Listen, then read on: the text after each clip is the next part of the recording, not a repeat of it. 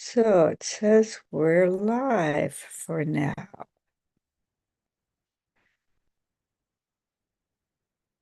There we go. So, according to the Buddhist teaching, we're live for now, but death can come at any time. So, November, I declared Dhamma reading. A number of years ago, I couldn't really remember which year it was, but I think it was something like 2015 or 16. That was death. November was Death Awareness Month, at least for Dhammadrini. So we had been doing these death contemplations, and they invited me to speak. So I did a week or two ago.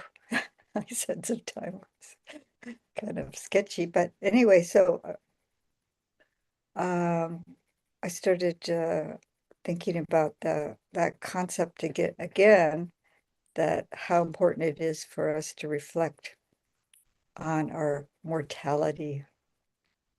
I was having a conversation with my son yesterday, who's Catholic, and it's actually a practice in Catholicism as well as Christianity. It's not so popular these days, I think, but for various reasons, it's important for everyone to consider our mortality. And this is to bring up a sense of urgency and really reflect on how well we're doing in our practice, and also to uh, just realize that every moment is a precious opportunity for practice that shouldn't be wasted. So I'm going to adjust the camera here a second. Here we go. So Yannicka here is with me, and we're about to go over to the document I prepared. This is two suttas that are called Maranasati, or mindfulness of death, or awareness of death. So I'm going to share screen. Welcome those who have just arrived. This should be it. There we go.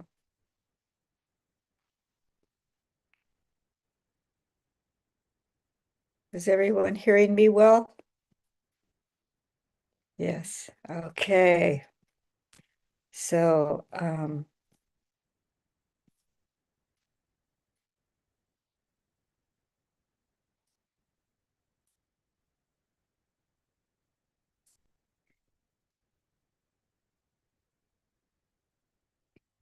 adjust this. I think I can get rid of this. Yeah. There we go. Ah, that's better. Okay.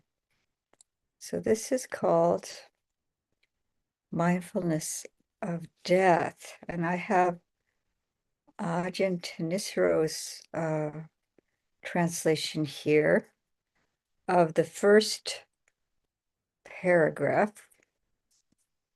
I have several translations. So the Blessed One said, mindfulness of death, when developed and pursued, is of great fruit and great benefit. It gains footing in the deathless, has the deathless as its final end. Therefore, you should develop mindfulness of death. Here's Bhante Sujato's translation. Mendicants, when mindfulness of death is developed and cultivated, it is very fruitful and beneficial. It culminates in freedom from death and ends in freedom from death. So this is a very slight difference in translation. So here we have the word Maranasati, and it's translated by this instant dictionary that's on Sutta Central as recollection of death. So here's the word sati, and marana has to do with death. And then there's the amata is the deathless state. And the word in the sutta was amatogada and amata pariyosana.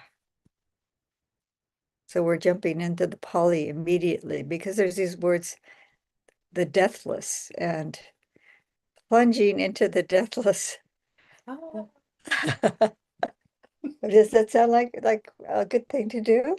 sounds like a sci-fi film. I'm not so sure about this. Tell me more.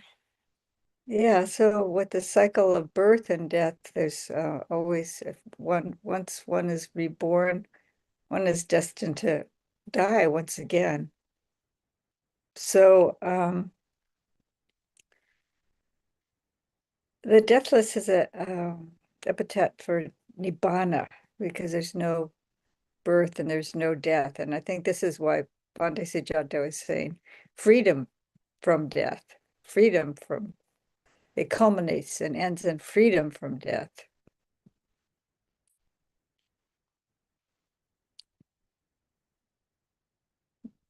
So this is talking about nibbana.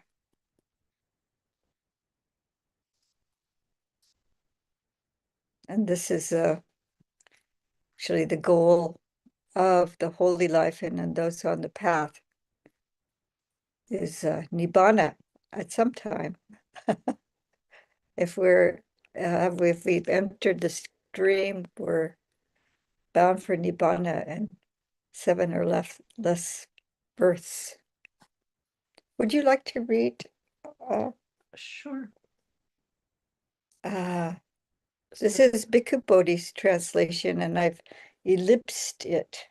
So here, starting Yeah. Mindfulness of Death extracts. On one occasion, the Blessed One was dwelling at Nadika in the brick hall. There the Blessed One addressed the bhikkhus. Bhikkhus, Venerable Sir, those bhikkhus replied. The Blessed One said this, Bhikkhus, mindfulness of death, when developed and cultivated, is of great fruit and benefit, culminating in the deathless, having the deathless as its consummation. But do you, bhikkhus, develop mindfulness of death? 1. When this was said, one bhikkhu said to the Blessed One, Bhante, I develop mindfulness of death. But how, bhikkhu, do you develop mindfulness of death? Here, Bhante, I think thus. May I live just a night and a day so that I may attend to the Blessed One's teaching. I could then accomplish much. It is in this way that I develop mindfulness of death. 2. Another bhikkhu said to the Blessed One, Here, Bhante, I think, may I live just a day so that I may attend to the Blessed One's teaching. I could then accomplish much. 3. Still another bhikkhu said to the Blessed One, Here, Bhante, I think, may I live just the length of time it takes to eat a single alms meal so that I may attend to the Blessed One's teaching. I could then accomplish much. 4. May I live just the length of time it takes to chew and swallow 4 or 5 mouthfuls of food so that I may attend to the Blessed One's teaching. I could then accomplish much. 5th bhikkhu. Go ahead. 5. May I live just the length of time it takes to chew and swallow a single mouthful of food so that I may attend to the Blessed One's teaching. I could then accomplish much. 6. Still another bhikkhu said to the Blessed One, I too, Bhante, develop mindfulness of death. But how, bhikkhu, do you develop mindfulness of death? Here, Bhante, I think, may I live just the length of time it takes to breathe out after breathing in. or to breathe in after breathing out, so that I may attend to the Blessed One's teaching. I could then accomplish much. It is in this way that I develop mindfulness of death. Keep going, or do you want to pause? Yeah, we could pause just for a moment. So you can notice here that each bhikkhu it's a shorter interval of time that they're saying that I think Ajahn Amaro said that we could have this as our life expectancy is just one in-breath or one out-breath or just the length of time it takes to swallow a mouthful of food. But uh, do you ever think that even just this day, that I have this day, this opportunity of this day to practice? The days and nights are relentlessly passing. How well am I spending my time? Yeah.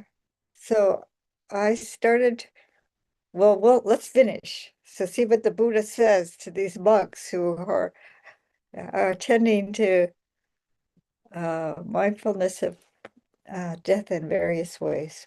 Please finish. When this was said, the Blessed One said to those bhikkhus, Bhikkhus, the bhikkhu who develops mindfulness of death thus, may I live just a night and a day so that I may attend to the Blessed One's teaching. I could then accomplish much. And the one who develops mindfulness of death thus, may I live just a day so that I may attend to the Blessed One's teaching. I could then accomplish much. And the one who develops mindfulness of death thus, may I live just the length of time it takes to eat a single alms meal so that I may attend to the Blessed One's teachings. I could then accomplish much. And the one who develops mindfulness of death thus, may I live just the length of time it takes to chew and swallow 4 or 5 mouthfuls of food so that I may attend to the Blessed One's teaching. I could then accomplish much. These are called bhikkhus who dwell heedlessly. They develop mindfulness of death sluggishly for the destruction of the taints. Oh dear. Oh dear. But the bhikkhu who develops mindfulness of death thus, may I live just the length of time it takes to chew and swallow a single mouthful of food, so that I may attend to the Blessed One's teaching. I could then accomplish much. And the one who develops mindfulness of death thus, may I live just the length of time it takes to breathe out after breathing in, or to breathe in after breathing out, so that I may attend to the Blessed One's teaching. I could then accomplish much. These are called bhikkhus who dwell heedfully. They develop mindfulness of death keenly for the destruction of the taints. Therefore, bhikkhus, you should train yourself thus. We will dwell heedfully. We will develop mindfulness of death keenly for the destruction of the taints. Thus should you train yourself. Sadhu, sadhu, sadhu. So, yeah, I was contemplating on this particular teaching, and then when doing mindfulness of breathing, combining that with that this could be my last breath, and so that sometimes that could, but we tend to be heedless, so then the mind can go off, still, but also the thought that each breath or each time we're mindfully chewing or swallowing, this is also our opportunity, because it's just like, so that I may attend to the Blessed One's teaching and I could accomplish much.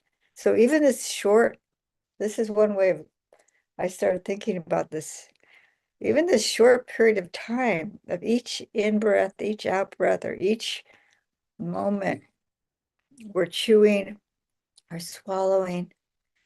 And then anyone who's worked in the medical field knows that an in-breath or an out-breath could be one's last unexpectedly, or a swallowing of food could be the last thing someone might do. That might be the last, they might, there's many choking accidents, but it's either an in-breath or an out-breath, I think, and that's the last one for someone who's passing away. But that can happen unexpectedly is, I think, what the message in this sutta is. You have any ideas on this? Have you been thinking about that? Yeah, yeah. I kind of consider if I were to die in this moment, is this a good state for death? So what have I cultivated? What am I cultivating at this moment? If I were to die in this moment, would this be a good state to die in? And it has nothing to do with, if I'm bleeding out or choking or anything. It has to do with the wholesome qualities and the purity of the mind and the directedness of the heart. And Mhm. so, Yeah, very good.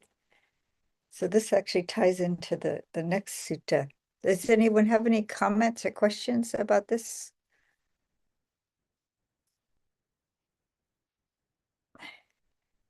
I have Sujato's translation here.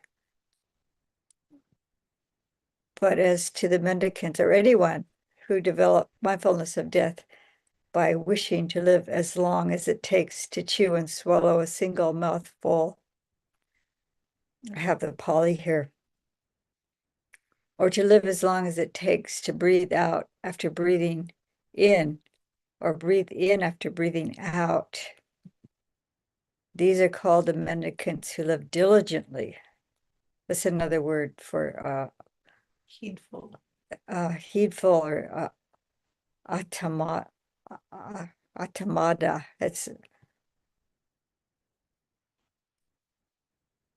They keenly develop mindfulness of death for the ending of defilements. So this is Mora Satim Bawenti. This is a Bawa is a to develop, and this would be a verb form. And the asawas and kai ya. This is a kaya is the destruction. So destroying the asawas.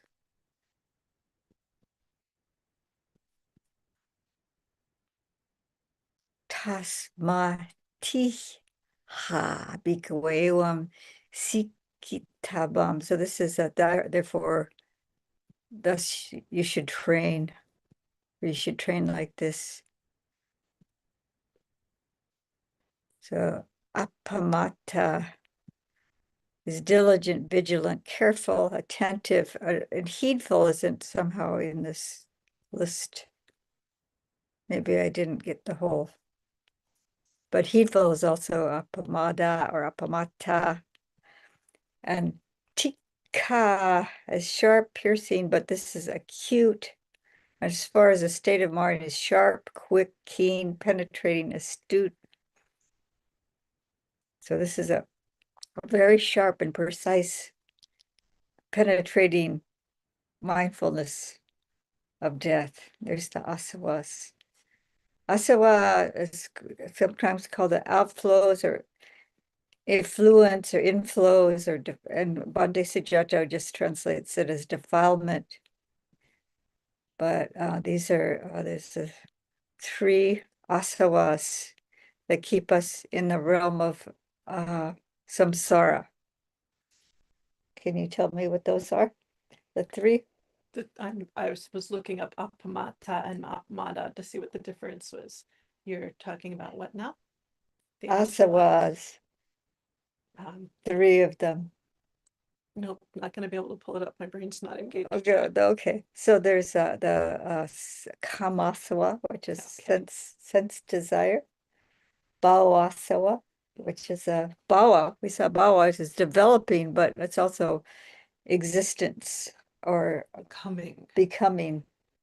And the last one is avijja, vijasawa. Those are the three that get destroyed.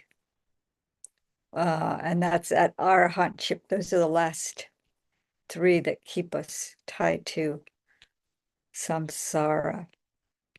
So should we go to the next one, the next sutta? You ready?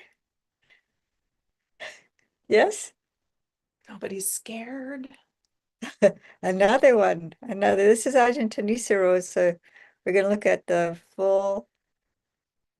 If you click on your link, you'll see it. Okay. So this is another mindfulness of death. It's Marana Sati. And I like, sometimes I really like Ajahn Tanisaro's translations. They're pretty straightforward. I don't always agree with how some of the way he translates some words, but this is the dukkha of being a translator, because it's hard to get everything to please me. Please. Pleases me. Well, this is why translators end up retranslating things, because they have when they're looking at the actual Pali or whatever language they're translating, they have a different sense of it. So I like to compare the different translations, because I think what it is there's a broad spectrum of meaning of many of the Pali terms, which the one word doesn't cover it in English. So I respect all the translators. I think they're doing a tremendous job. It's just more than I can do. So I'm very grateful. So would you like to read again? Okay. I have heard that at one time the Blessed One was staying at Nadika. Oh, I think it's missing this one doesn't have diacritics. Okay. In the brick hall. There he addressed the monks. Monks, mindfulness of death, when developed and pursued, is of great fruit and great benefit. It gains a footing in the deathless, has the deathless as its final end. And how is mindfulness of death developed and pursued so that it is of great fruit and great benefit, gains a footing in the deathless, and has the deathless as its final end? So here, this is a rhetorical question, because he answers it himself. There is the case where a monk, as day departs and night returns, reflects, many are the possible causes of my death. A snake might bite me, a scorpion might sting me, a centipede might bite me. That would be how my death would come about. That would be an obstruction for me. Stumbling, I might fall, my food digested might trouble me, my bile might be provoked, my phlegm, piercing wind forces in the body might be provoked. That would be how my death would come about. That would be an obstruction for me. Then the monk should investigate. Are there any evil, unskillful mental qualities unabandoned by me that would be an obstruction for me were I to die in the night? If on reflecting, he realizes that there are evil, unskillful mental qualities unabandoned by him that would be an obstruction for him were he to die in the night, then he should put forth extra desire, effort, diligence, endeavor, undivided mindfulness and alertness for the abandoning of those very same evil, unskillful qualities. Just as when a person whose turban or head was on fire would put forth extra desire, effort, diligence, endeavor, undivided mindfulness, and alertness to put out the fire on his turban or head, in the same way the monk should put forth extra desire, effort, diligence, endeavor, undivided mindfulness, and alertness for the abandoning of those very same evil, unskillful qualities. But if on reflecting, he realizes that there are no evil, unskillful mental qualities unabandoned by him, that would be an obstruction for him were he to die in the night. Then for that very reason, he should dwell in joy and rapture, training himself day and night in skillful qualities. So this sounds akin to what you were saying. I'm going to grab a clock. Yes. This repeats. Yes. First, this starts with the as the day departs, and night returns. Then further is a case where a monk, as night departs and day returns, they reflect about the many causes of death. So I'm just going to kind of summarize this because we don't, this is a time of the Buddha, and the monks were living out in the forest.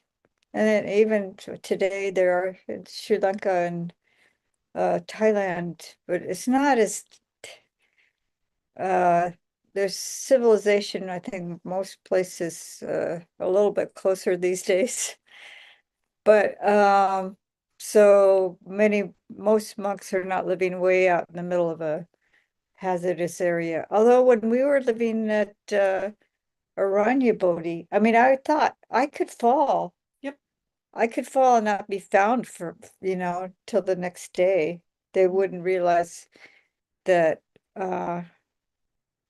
until I didn't show up for the main meal. Sometimes I didn't even go for breakfast. If I was on retreat, a lot of times I didn't go for breakfast. So then if I didn't show up for the meal, at that point they might come looking for me.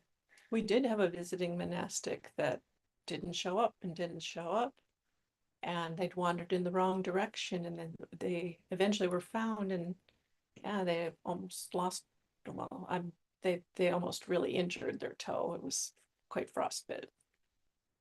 Could have been worse. Yeah, so but for most of us, we could die of many causes in the city, or wherever we are. Just the body, I always think the body is programmed to self-destruct at some point.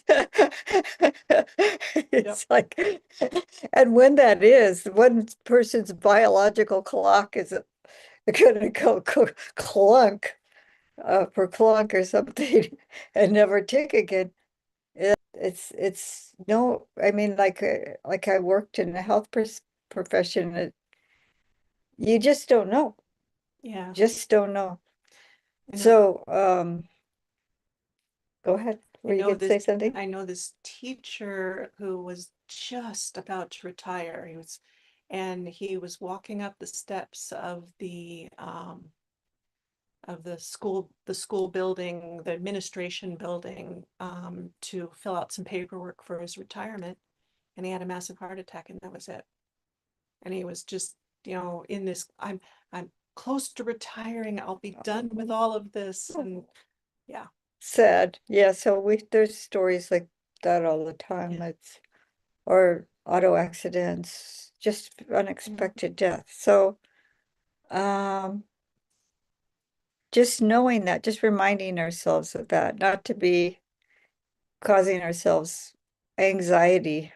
Is not the point. No. No, it's to embrace it. I mean, we can see here that it says that they should dwell in joy and rapture, training day and night in skillful qualities. That's where the focus is.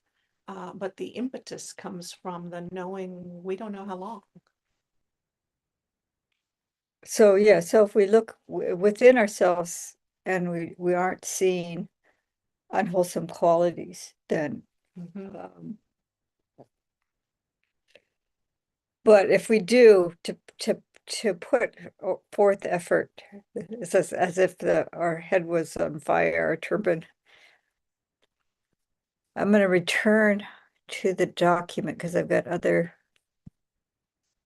translations here. Are there any comments or questions so far on this? Should we just continue on? Okay. So I've got, again, Ajahn Thanissaro's, which we just read. They realize, yeah, like to emphasize that, but on reflecting, if they realize there is no evil and skillful mental qualities unabandoned,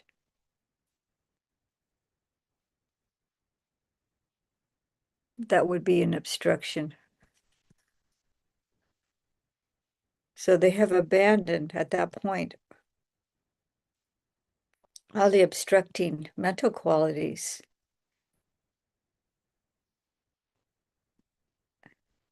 And then for that very reason, they should dwell in joy and rapture, training day and night in skillful qualities. So it's to really rejoice in the skillful qualities.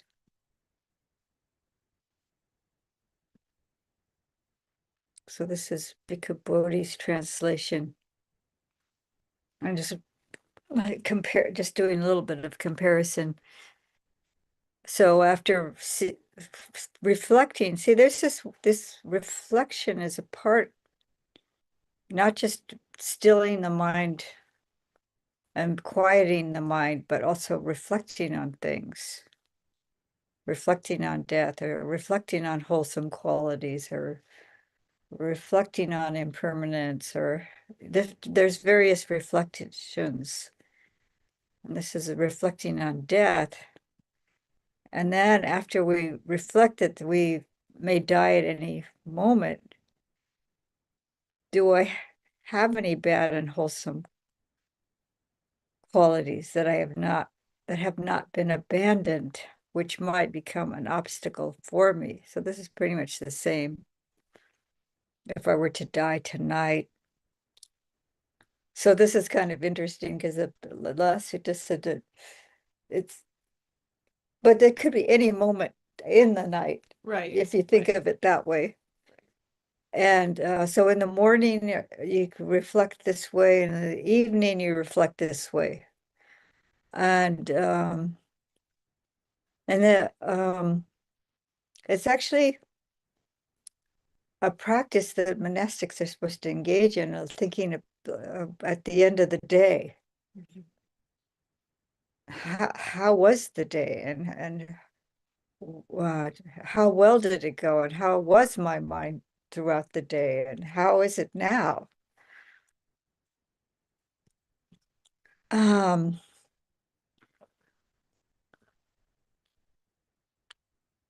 So if upon review, the bhikkhu knows that they have these unwholesome qualities that are unabandoned, then that might become an obstacle if they should die that night. Then they should put forth extraordinary desire, effort, zeal, enthusiasm in this is indefatigability. Indefatigability. Indef That's a tough one. Anyway, fatigability. They're unfatigued.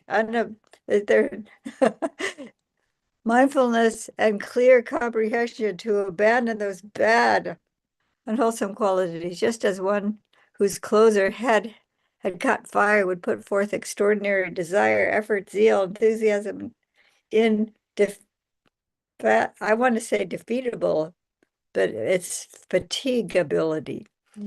In fatigability, mindfulness and clear comprehension to extinguish the fire on the clothes or head, so that bhikkhu should put forth extraordinary desire, effort, zeal, enthusiasm in the fatigability, mindfulness, and clear comprehension to abandon those bad, unwholesome qualities.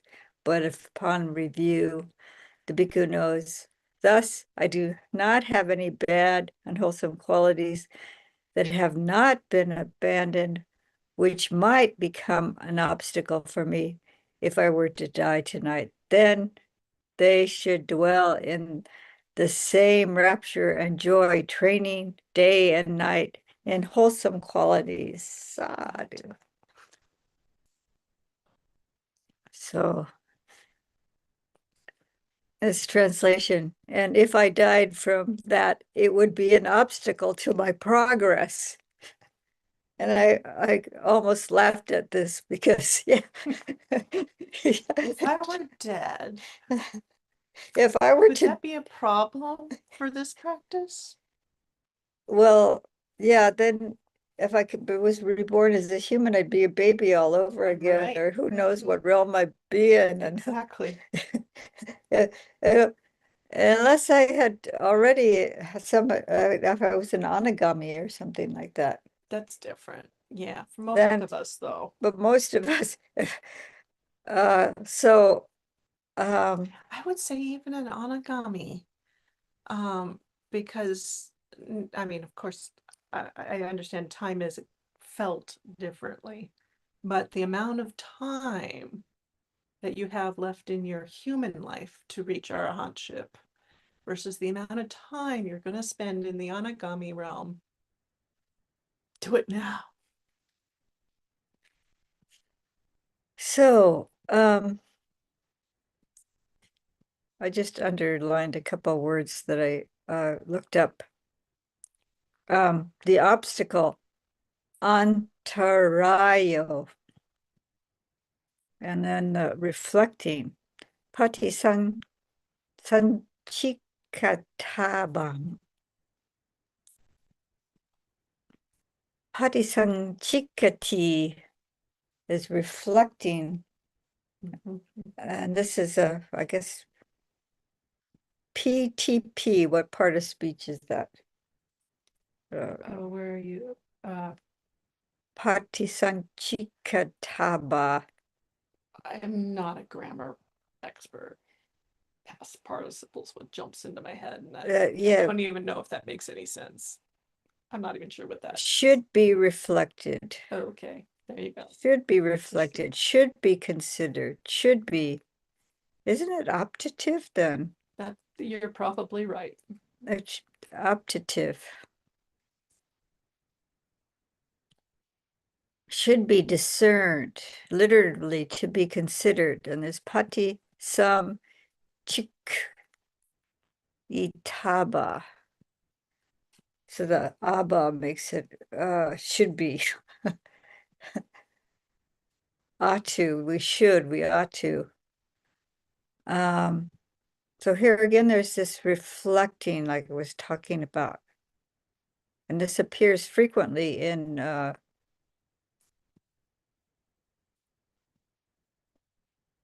isn't that in the Girimananda Sutta? It should be reflected. Patisanchikati. Yeah, it appears, and it appears in our reflections. It does appear in the agreement. Yeah, this word to reflect. And here's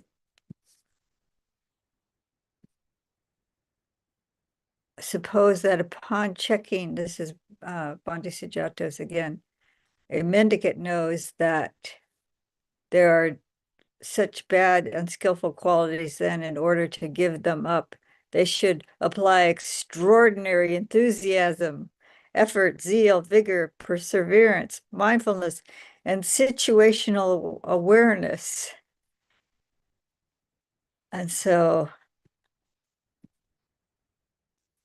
Pachawekana also is here. This is another word for reviewing, reflecting, looking back. Yeah, that's the one that we hear the more often, I think. Pachawekana.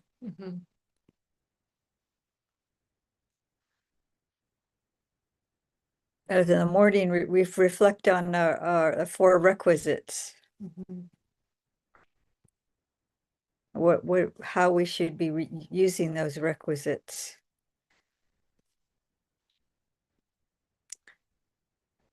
And then here, there's this word extreme.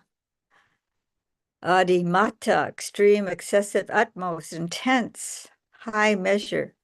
And then chanda, here, Bhante Sujato translates it as enthusiasm, which is unusual. But it's a good translation of what chanda is interest, desire, wish, intention, impulse for. So this is can be a wholesome form of desire. It's often translated as desire. And some people prefer interest, intention, impulse. Impulse doesn't sound so wholesome though. No, it has a different connotation in our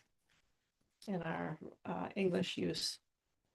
And then the situational awareness is is sampajanya, attentiveness, clear awareness, full comprehension. Sometimes you hear clear comprehension for that word. So really applying ourselves to abandoning the unwholesome qualities. But suppose that upon checking, a mendicant knows that there are no such bad, unskillful qualities, then that mendicant should meditate with rapture and joy, training day and night in skillful qualities. So we have these words, papaka. Papa is like bad, wicked, evil, wrong. Ka is having to do with what, who possesses it, or what, having ka is possessing it or having it, that this qualities uh, um, makes it a more like an adjective. See, it says adjective here. It's an adjective. So the qualities of mind. And it's pretty strong language, especially in our culture, to say wicked and evil and all. Wrong, worthless, harmful. I think we can relate to those words. Messed up. Messed up. That's messed up. Yeah. But yeah, but we could see in ourselves, especially if sometimes we surprise ourselves of what arises in our minds. Like, uh, and sometimes they sneak in, and I see them, even if it's starting to head in a direction, like a particular politician, and I internally start bad mouthing them. Yep. Because I'm not in agreement of how they're behaving, and then I go, oh, whoops. I need to stop, because this is it's hateful language in my mind that I'm seeing. And you're applying the mindfulness to not just go with it, but to go, oh, wait, that's the unskillful kind, isn't it? Oops. Yeah, well, I just indulge in that for like 2 minutes. I should stop. There's no point in it. It's not gonna change that person. I only know this person as images on a screen, and what's written about them and so on. I don't even know the sound of their voice, because I haven't been listening to the videos. I don't listen to videos, so I've never heard some of these politicians speak. So I don't have the idea of what their voice is like in my mind. But I do have this image in my mind of but that I don't know them. I really don't know them. And but then these hateful ideas pop up in the mind. And so I could relate to wrong, worthless, harmful. Maybe it hasn't gotten to evil, wicked, bad. Maybe bad is good. Um, I think if I were to indulge and start plotting to do something harmful to another person, that would be Going off the deep end. Way messed up. way messed up. Could I use the word evil? Sure. Bhante J says it's evil. I don't know if any of you know Monte J, but he's a pretty relaxed. He's not a monastic that I think of as somebody who's kind of rigid or extreme or anything. And when I asked a group of monastics, what do you think of the word papa?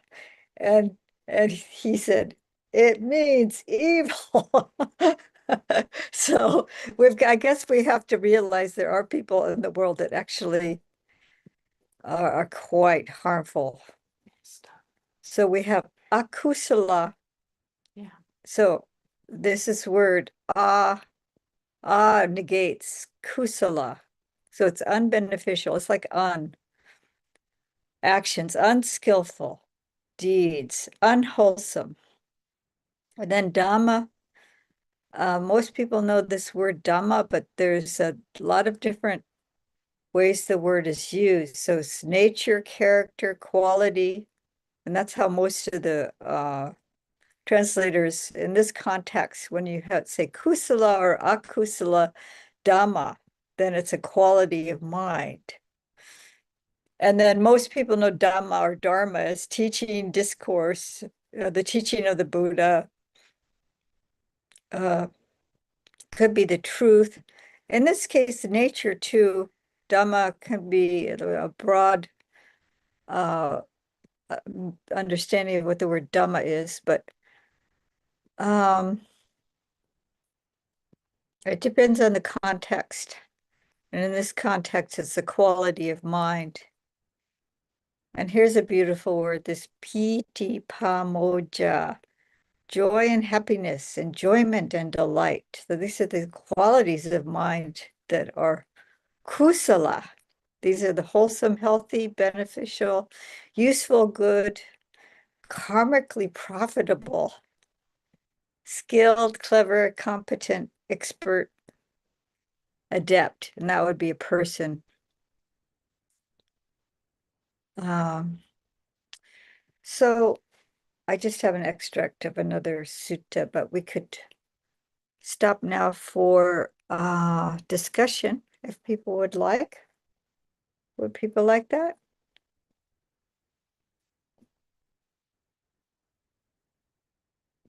Yes? No?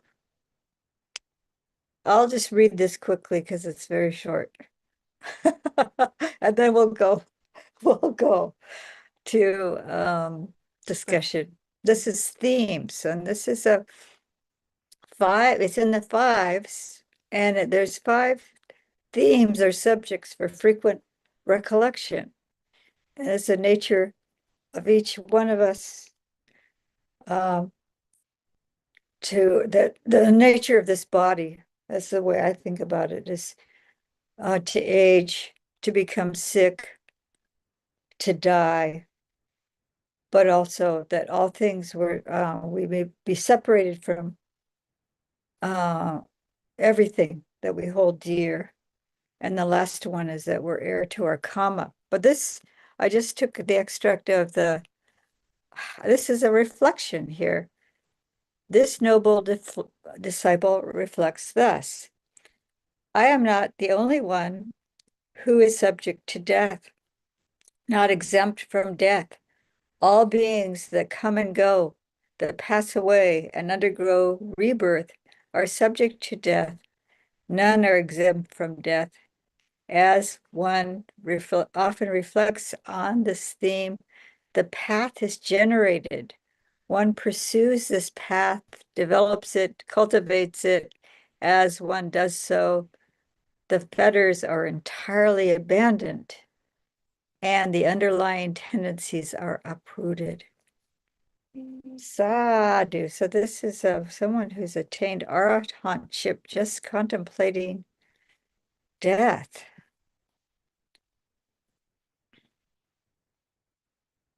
In this manner. So I'm going to end the screen share. And if people have questions or comments,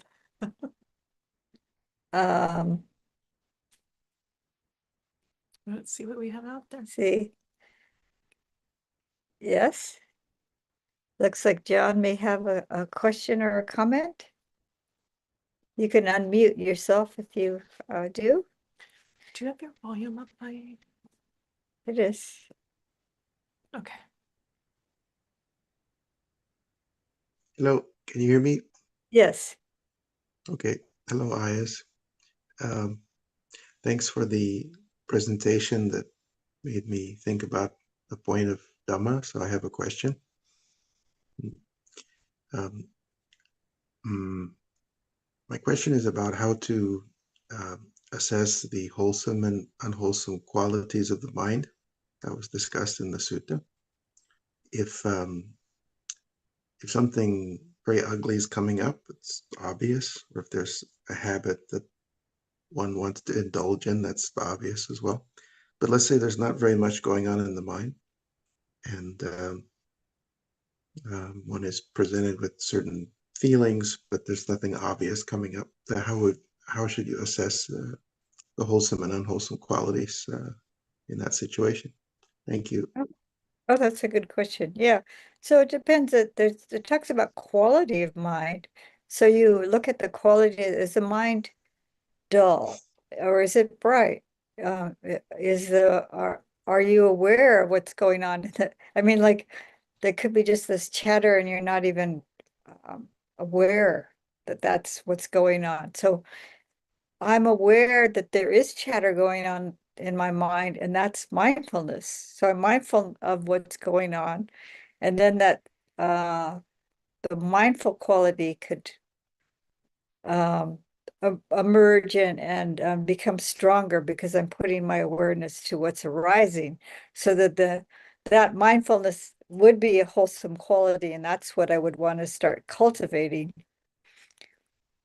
Um, but yeah, you can look at quality just generally of the mind. Is it dull? Is it bright? Is it depressed? Is it, it's a also kind of the emotion under is there's some kind of emotion. Is it happy or is it uh irritable or something?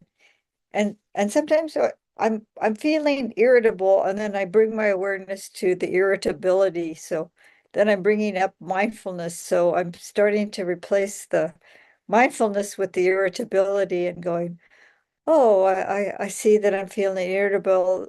Oh, I'm aware there's a pain in my back that's been bugging me.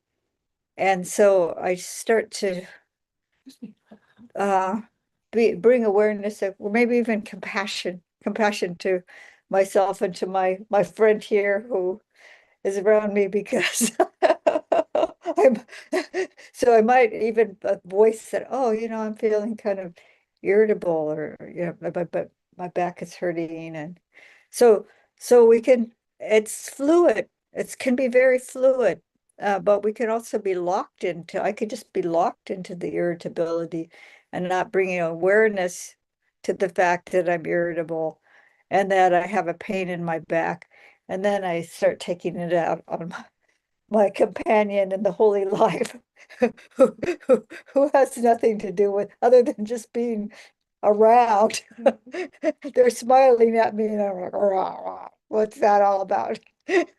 Something like that. So it can be very fluid. So what we will want to do is keep tipping it towards the wholesome when we notice the unwholesome. Uh Sometimes like, well, uh, if we were lacking mindfulness, we can get really sucked into some unwholesome qualities of mind and get caught there. But hopefully none of us, hopefully with the mindfulness that we are always in this process of over kind of overturning the negative mind states, just by just putting our awareness on them. Mhm. So I always remind myself that if I'm aware of the unwholesome, then I'm shifting. I'm shifting that, and I put more emphasis on the mindfulness and try to be cultivating or supporting that aspect of it, and that helps the negativity to lose its grip.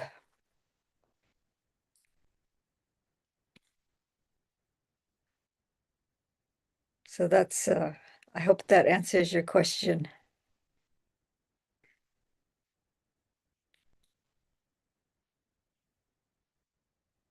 Are there other questions or comments? Yes, Locke, can unmute. Yeah, thank you. I have a question regarding the sustainability of the awareness that you're supposed to bring to that unwholesome state.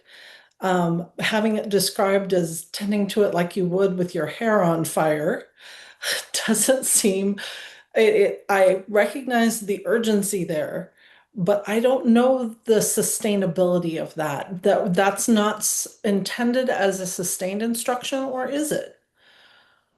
That's a good question. I think though, like, when I saw myself going in this direction and indulging in a really critical, negative speech regarding a particular politician, I saw myself indulging in it. And then I just stop. And that kind of like, it could be just a spark there. And I just, I'm really putting it out like you would if like you looked at your rug and a spark from the fireplace got into the rug and the smoldering there, you would just go wham, you'd put it out as quickly as you could. And I think if we're doing that, then but if we're just sitting there, I smell something. What's going on? And I'm too lazy to get out of my chair to investigate. And suddenly I see there's flames coming up. Then really you have to put a lot of effort.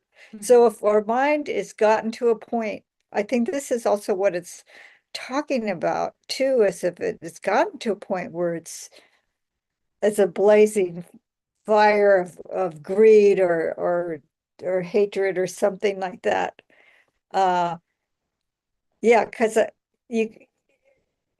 think it's more in extreme cases that you would be putting that amount of effort, or that it's but you notice there's a number of words.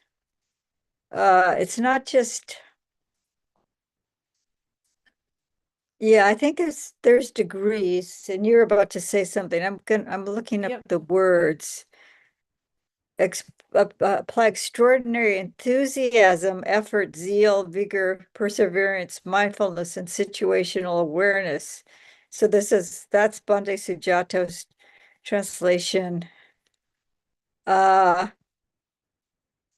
Put forth extraordinary desire, effort, zeal, enthusiasm in okay, non-fatigability. Mindfulness and clear comprehension. So there's a whole list of words. There's a whole list of words there. And I think the idea is that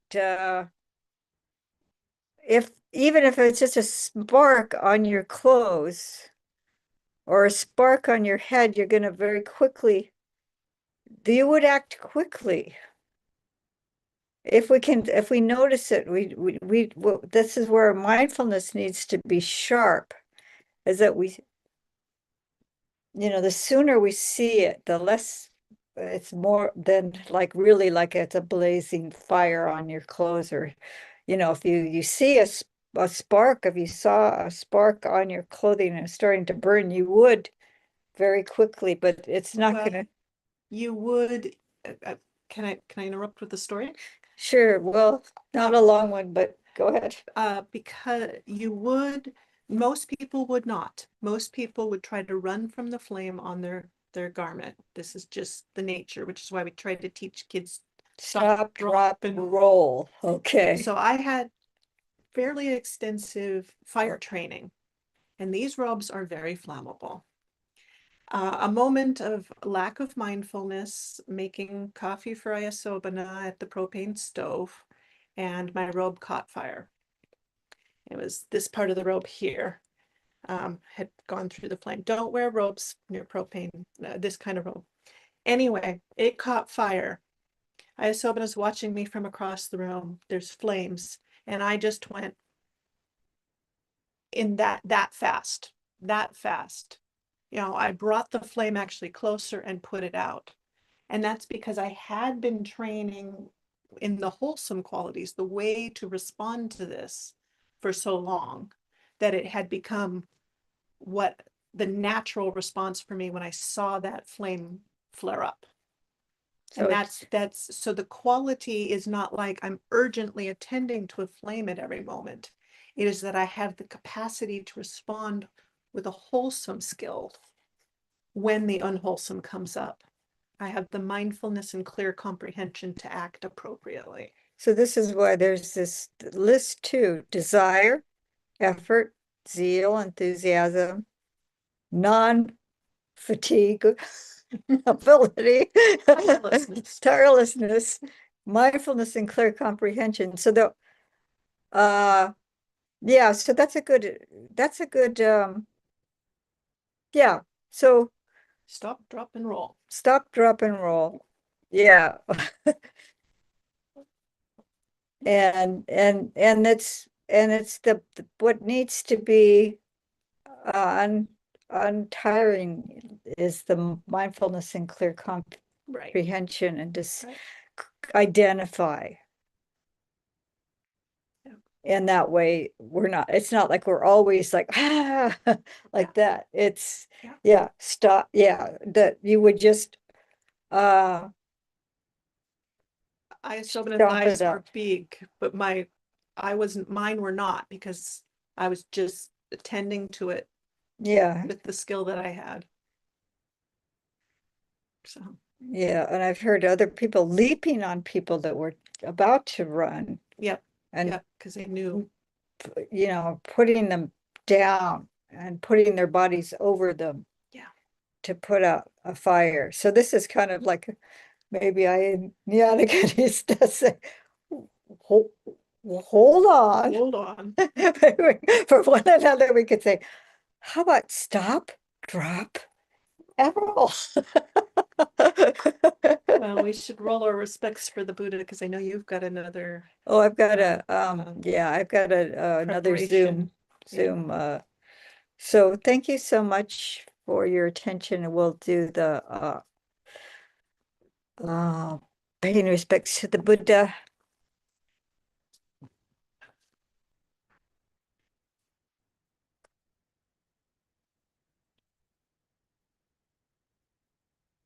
Araham Sama Sambuddho Bhagava Buddham Bhagavantam Abhivademi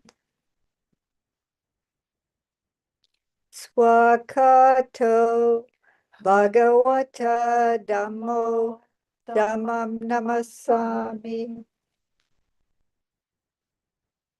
Supatipanno Bhagavato Sawaka Sangho Sangham Namami.